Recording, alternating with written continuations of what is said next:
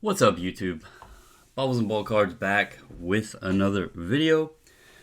Hope you guys have had a good weekend. Turkey Day weekend, Black Friday, all that good stuff. If you're traveling, please be safe out there. If you're shopping, hope you got all of the amazing deals. I'm going to try to keep this pretty short, but there's a lot of detail to it, a lot of stuff I just want to share.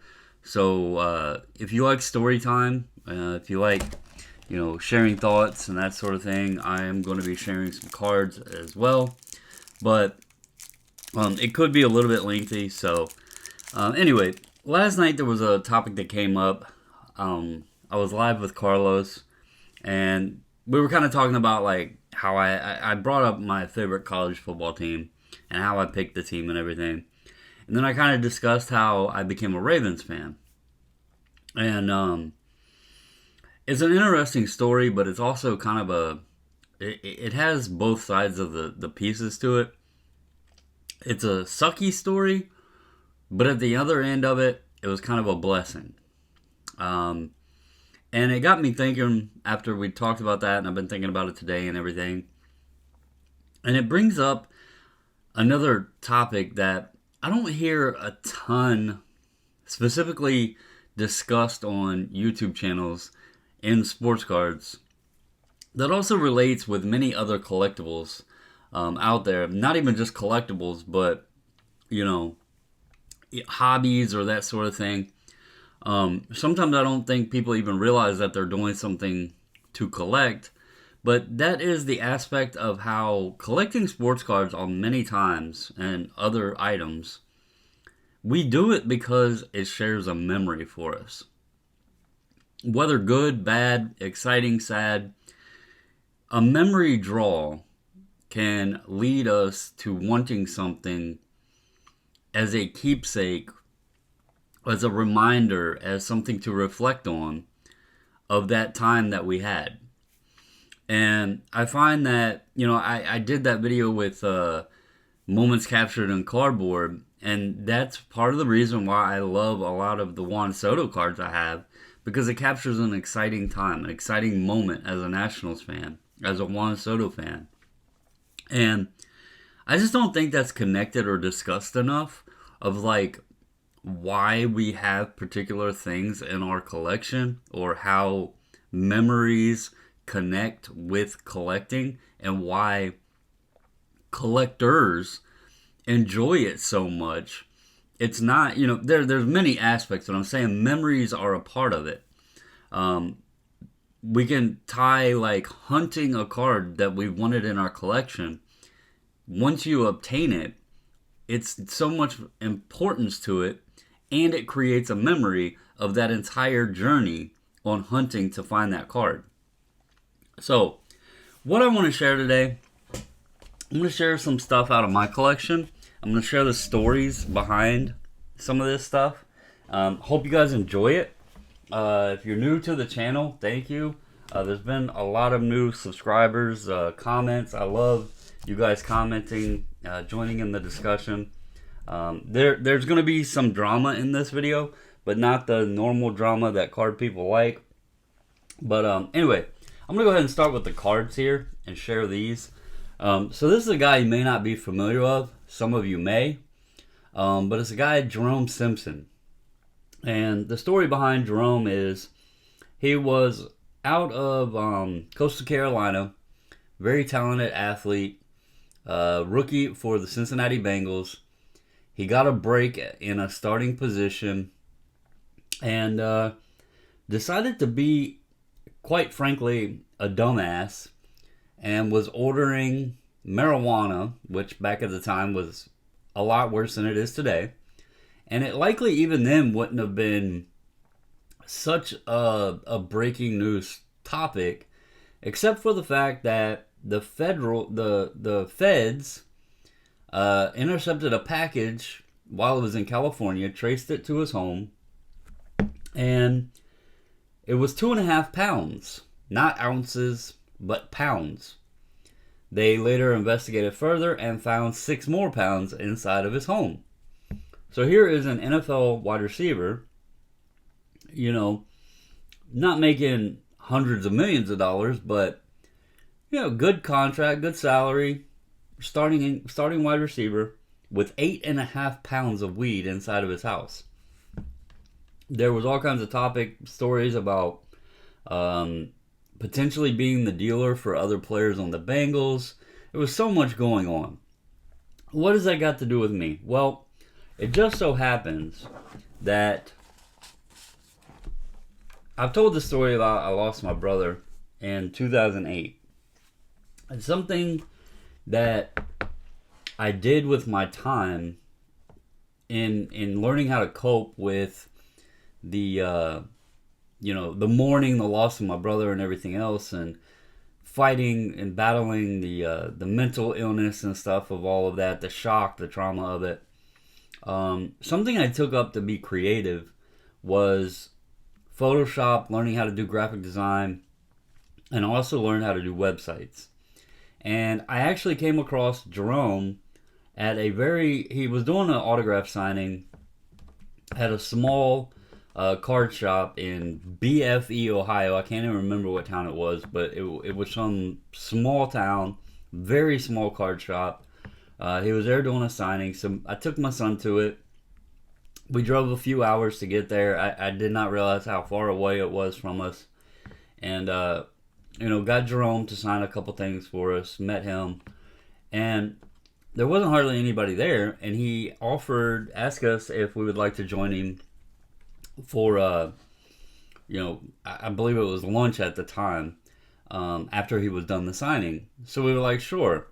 We went over to this little cafe restaurant thing, got a little steak sandwich, talked for a while, and he was like, there's a charity basketball game. It's a little bit from here, a little bit away from here, but if you want, you can follow me, and we can go to the basketball game this evening.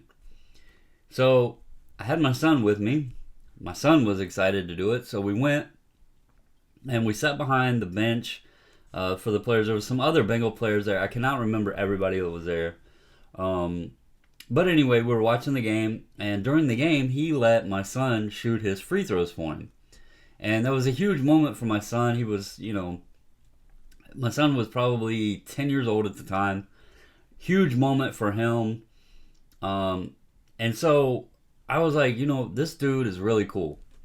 And so I asked if he had a website, because a lot of players then, keep in mind this was 12 years ago, 11 years ago, I guess it was, because around 2011. My son would have been 12 in December of 2011. Or, sorry, getting confused here. My son was born in December of 2000, so he would have been 11 in December of 2011. Anyway, it was a common thing for players and stuff to have a website, a blog space. They would post, merchandise and stuff like that, like a fan site. It was different than today, where they're all just kind of on social media doing their thing and that sort of stuff. Back then, it was pretty still common to have a website. So I asked him if he had one. He said no. We talked about it for a little bit, in the coming weeks. I did a mock-up, got his approval on some things. I started designing some merchandise for him. Got him set up with a deal at a local sub shop just across the river over in Kentucky from Cincinnati. We did some autograph signings. We did charity events with an organization called the Dragonfly Foundation that supports kids who have cancer, leukemia, that sort of thing. It's kind of like a little Make-A-Wish Foundation sort of thing. But anyway, I did this site for him and all that. And, here's a photo of me and him. This was at Northern Kentucky River Monsters Arena League football game. His college roommate played arena football for this team, the Northern Kentucky River Monsters. I'd go to the games, hang out with him there. We were basically at this point, friends. And, did the website. It led me to meeting other players. Well, then, of course, he screws up. He did have a stint with Minnesota and San Francisco, but he never recovered from his career. Here is cards that I still have in my collection, which is the point to all of this. These, even though they aren't great memories, with him screwing up like he did. By the way, I actually, he was looking to move into, after the site kind of gained a little bit of traction and stuff, I was funding everything, and he wanted it to be more, and I asked if there was any way for him to help me financially cover the cost. I wasn't asking him to pay me to do it, because I was doing it because I had fun, but I was asking to help cover some of the costs with the items to be autographed, like at the autograph signings, the cost of the websites, the security certificates. If anybody knows anything about those used to be really expensive to have the security certificates on websites, all that stuff. And his girlfriend knew somebody that went to the University of Houston that was really good at doing websites. So me and him had parted ways shortly before he got busted, actually. But anyway, here's some stuff I still have in my PC of him. It sucks that he ruined his career, but these are Upper Deck Masterpiece that he had signed for me. The other card, some of these are cards I bought and he signed for me. Here is a star rookie from Upper Deck that he signed. I had him do it in gold ink on this one. This is a cool card here. Certified Materials, the Bengals stamp out of 50. Has a little postage stamp in there for the Bengals. This is a cool one. I don't know if you guys remember either of these guys, but Andre Caldwell and Jerome Simpson there. Dual patch, dual auto. This is actually numbered out of 75. The funny thing is, I need to put these in new cases. Do y'all see this tape on here? Grody top loaders. I actually, before they had all these fancy cases and stuff that I have, that I've since gotten now because they're pretty affordable, I actually had a shadow box, and I used double-sided tape to stick my cards and displays in shadow boxes. Here's the Upper Deck, Topps kickoff, NFL kickoff, kind of like opening day. He signed one of those for me. Got two of these. This is 205 and 405, so almost had all 5 of those. Here's see, these are sticking together. This is out of 5, X Factor from SPX. This is Game Day Signatures from Upper Deck, the rookie photo shoot. This is a cool one here. It's actually a playoff National Treasures, but it's the Spellbound. They would have had one of these for each letter in his last name. That's why it's 7. You can see here they numbered it because the I would have been the second letter. So it's 2 of 7. So it's technically a 1 of 1, but you could put together the full name. That's from NT. Here is as Alico likes to call them, the SPA. SP Authentic patch RPA patch auto out of $9.99. This was kind of like the NT RPAs before NT RPAs existed. This is a cool one, a die cut NFL rookies out of 89, which was his jersey number. He signed that for me. Here's another certified material stamp. It's got the Pop Warner stamp that he signed for me, plus it also has a little piece of relic. This is out of 5, 2 of 5. Here's the SPX triple relic auto, rookie auto there. These were not. Oh yeah, there it is. I think it's $1.99. Yeah. This is a cool one here, rookie and stars with a nice big Bengals patch that he signed. This would have been a big one if he had didn't screw up, but NT patch auto, got a sweet Bengals patch in there. Prime jersey patch there. These are actually stuck together. There's another one back here. This is out of 25 there. Here is the tops. These were the story is the red inks are out of 10. So this was a cool one. The red ink. And then another little like letter patch here. These do not hold up, by the way. You can see that autograph did not last on that material. But why do I still have those? Well, because it's a memory. It was a great period of time. I still say, not to speak on religious beliefs or anything like that, but I still say that my brother led me to that opportunity, that experience, getting to do the website and everything, getting to be involved with an NFL athlete, meeting other athletes. I'll share some other stuff that it led me to, just with that whole thing. Did it suck that Jerome screwed up his career and, did that? Basically ruined opportunities. You may not know who he is, honestly, but if you remember the wide receiver for the Bengals that flipped over the defender and landed on his feet in the end zone against the Arizona Cardinals, that was Jerome Simpson. So, hell of a chance at a great career. I want to go over here and just kind of share this real quick before I go into some other things. Here's an article by Bleacher Report, October 8th, 2011, so you can see if you wanted to go and read about it. And then matches up the timeline. I couldn't find much information here, but this website, Wayback Machine, this was the website I ran, JeromeSimpson89.com. It shows here that they had kind of saved it, I guess you would say, twice. May to September. They did. It says they did 2 saves. If you click here, you can. It doesn't bring up much information at all. I don't know exactly what they pull up, but this was the website.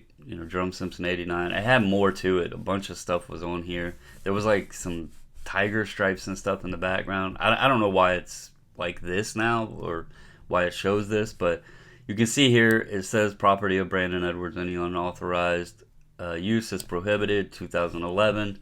I had permission from him in the NFL to use like the Bengals logos and all that stuff to make the items for him and everything on a store for him to sell like keychains and iPhone cases and all kinds of little things in his store.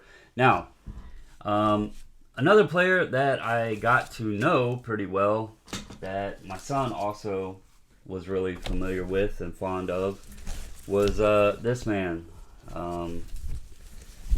Mr. Ocho Cinco himself, obviously Bengal wide receiver. Here is my jersey that Chad signed for me. Also have his books. I don't know if anybody even realized Chad had books, but here's one of his books that he signed for me. And then I actually have both of his books. This one's the I Can't Be Stopped. And it also is signed by Chad. Got both of them, and he did those for me. I know a lot of people didn't really care for Chad. I thought he was very entertaining. I loved watching him. But anyway, this was pretty cool. This is a shirt that I was actually given by Roy Williams, who played safety. He played on the Bengals. He also was known as being a decent player for the Dallas Cowboys. My brother was born on St. Patrick's Day, and Roy Williams knew that, and so he gave me this shirt because I liked the saying on it, and I liked how it had the 4-leaf clover. So that was given to me by Roy Williams. Here is autograph photo. I designed this photo. That was my old logo there that I kind of did, the little reflective dual B.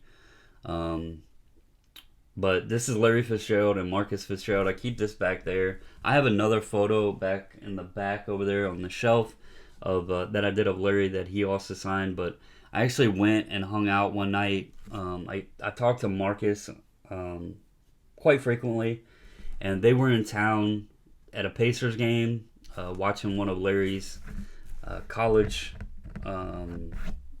teammates or something. I can't remember if it was like a friend or a roommate or what, but the guy played on the Memphis Grizzlies and, Vancouver Grizzlies at the time, but now they're Memphis.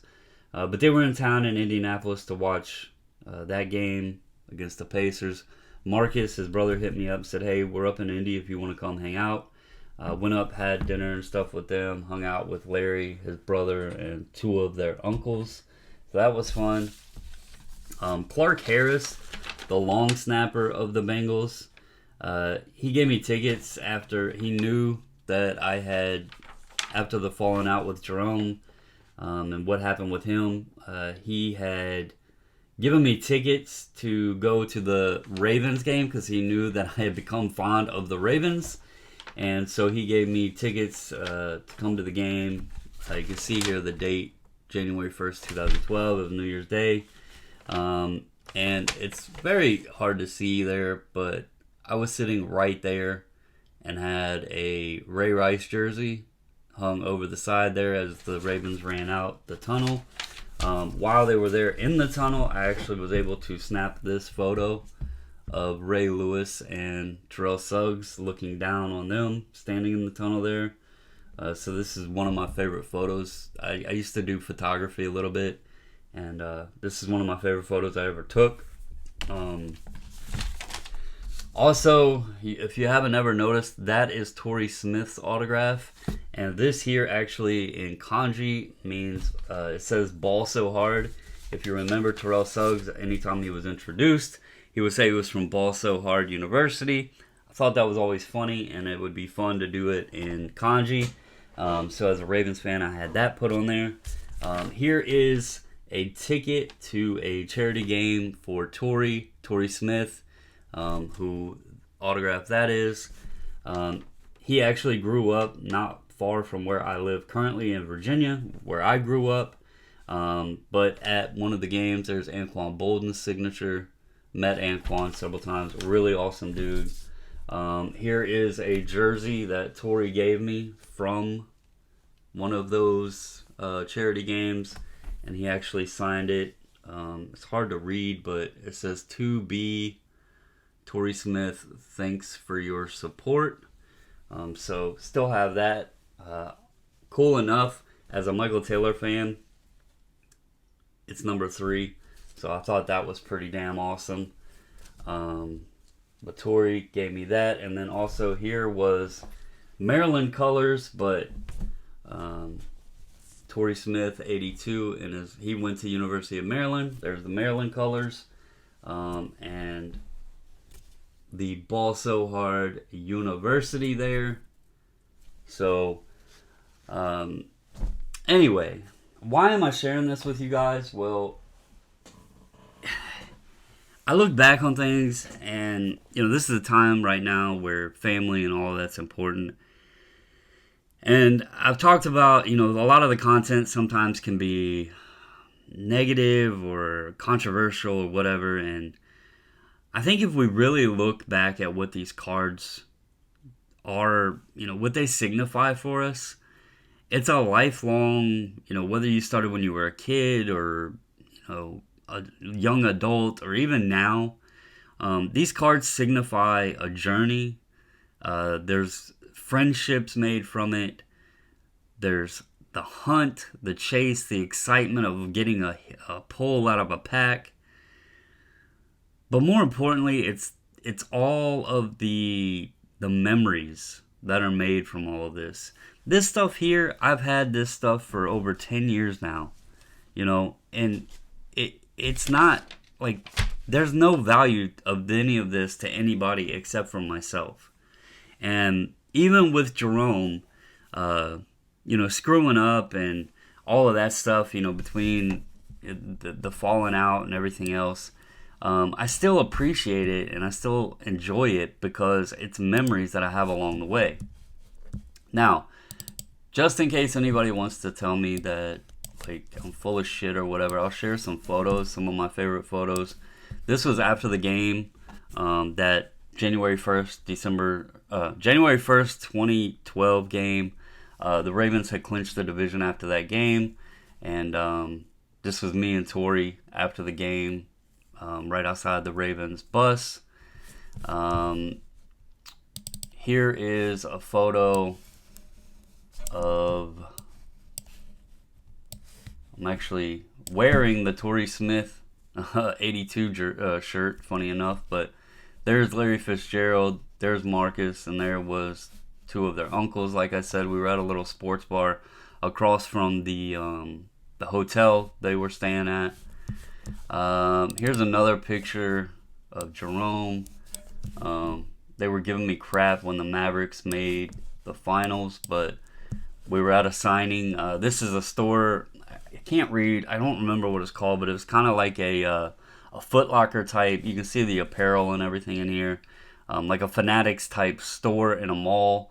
You can see Jerome's jersey hanging up from the ceiling there, but we were doing an autograph session there. This is a terrible photo, but a young me. For all of you guys that always say I'm old, here's a good one. This is a young me. Bad photo, but that's Ocho hanging out with him. And then here is a tweet from December of 2010 of Roy Williams. And he said, one of my favorite shirts, and one of you guys will be having it soon. And he posted that shirt up on Twitter before he gave it to me. So if anybody ever has any questions or anything like that, I've never shared any of this stuff because there's always people out there that just think folks make stories up or what have you. But, you know, this was a time in my life that I never, ever, ever would have dreamed would have ever happened to me. You know, you as a kid growing up, you pretend that you're gonna be like an athlete or something like that, and it's a dream. And I played football and stuff, and basketball and baseball and all that, but I never like made it anywhere close to the pros. Like I could pretend all I wanted to be. This actually gave me a moment in my life that connected me with my dream of being, in the NFL. I was always at training camp. I had access to everywhere at training camp because of the connection with me and Jerome. There's a Bengal player that I would love to get in touch with because I'm seeing he's in sports cards. If anybody knows D'Amato Pecco, I'd love to get in touch with him. I seen he is doing sports cards, and he might remember me. I mean, it is a long time ago now, but he actually inquired with me about doing a website for him because he had seen Jerome's website. So I would like to reconnect with him. But yeah, Pac-Man Jones, Cedric Benson, Carson Palmer. I was at Andy Dalton and AJ Green's first ever practice in a Bengals uniform. T.O., when he was on the team, was there at camp when T.O. was on the team. So lots of great memories, man. And just remember, it's more than just comps. It's more than just market values. It's more than investing.